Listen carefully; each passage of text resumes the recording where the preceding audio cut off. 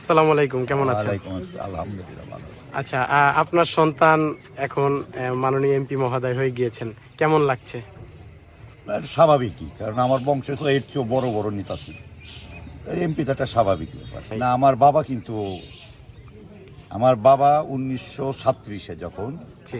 British মানে পাকিস্তান হওয়ার আগে তাই প্রাদেশিক নির্বাচন হচ্ছিল একটা ব্রিটিশের সময়। তো আমার বাবার জন্ম হচ্ছে 1917, আর বাবা 1937, মাত্র 20 বছর বয়সে নির্বাচিত হয়েছে।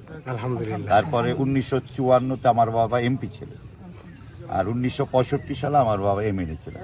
তো আমার মনে দুঃখ ছিল 65-র পর থেকে আমরা আর এরপরে আমাকে একেবারে কোনো ইয়াতে ছিলাম না।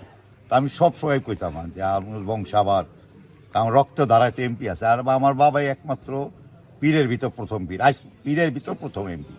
এখনো কিন্তু কোনো পীর সাহেবরা বাংলাদেশে এমপি হইতে পারেনি। তা আমরা মনে একটা দুঃখ আসছিল যে আল্লাহ আমাদের ফ্যামিলিতে আবার, যেহেতু আমার বাবা ছিল এমন যেন আরেকজন হয়। হানজাল আমি ছোটবেলা থেকে কইতাম, বাবা তুমি ইনশাল্লাহ এমপি হইবা। তারপর আল্লাহ কবুল করেছেন। এই যে পরে মনে করে আজকে 20 বছর আগে তো কইতাম যে তুমি আল্লাহ জানি তোমার এমপি বানায়, তোমার দাদার পর আমাকে এই জেনারেশনটা গ্যাপ হয়ে গেছে অনেক। হ্যাঁ, আপনার সন্তান উনি যে ধরনের প্রতিশ্রুতি দিয়েছেন, যেমন বলেছেন যে তিনি ওমরের শাসন কায়েম করবে, যেই কথাটা ব্যক্তিগতভাবে আমার খুব ভালো লেগেছে। তো এই যে এই ধরনের ভালো কিছু ব্যতিক্রমধর্মী কাজ করে আপনার কি মনে হয় যে কোনো এক সময় এই আপনার সন্তানের কথাও হয়তো বই পুস্তকে চলে আসবে? ইনশাল্লাহ আমি আশা করি ও এই ধরনের আপনার সন্তানের প্রতি আপনার সন্তানের প্রতি আপনার যে গাইডলাইন সেটা কি আছে, মেসেজটা কি আপনার সন্তানের প্রতি? আমার মেসেজ হলো আমার ছেলে জানি এই বংশের আর পূর্বপুরুষ যেমন দেশের জাতি ইসলামের জন্য নিজের জীবন বিসর্জন দিয়েছে।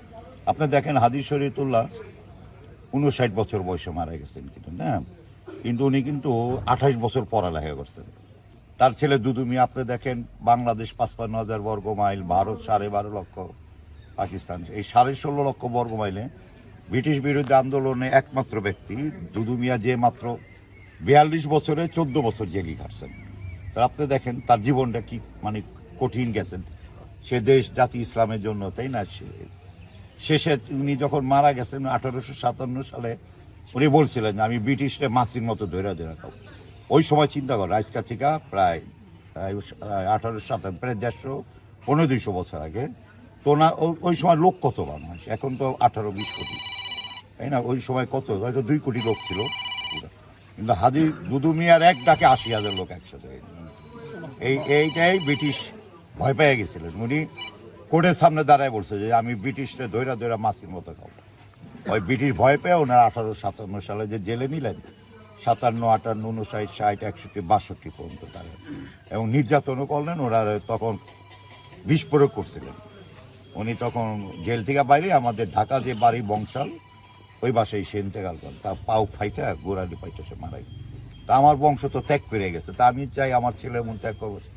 আমার ছেলের একটা কথা ছিল বিগত আমলে, ওর মা আমার বলছে, বাবা আমি যদি কোনো সময় জেলে যাই তোমরা কি করবা, তোমরা কি রাজি আছো আমি গেলে তোমরা মাইনা নিবা? ওর মা কইছে তুমি যদি ইসলামের জন্য, আলহামদুলিল্লাহ আমি মাইনা নিব। তো তখনই আমি দেখছি ওর বুকের যে সাহস, ওই ইসলামের জন্য নিজের জীবন বিসর্জন দিতে চায়। তখনই আমি বুঝছি আল্লাহ ওর দ্বারাই করবে ইনশাল্লাহ।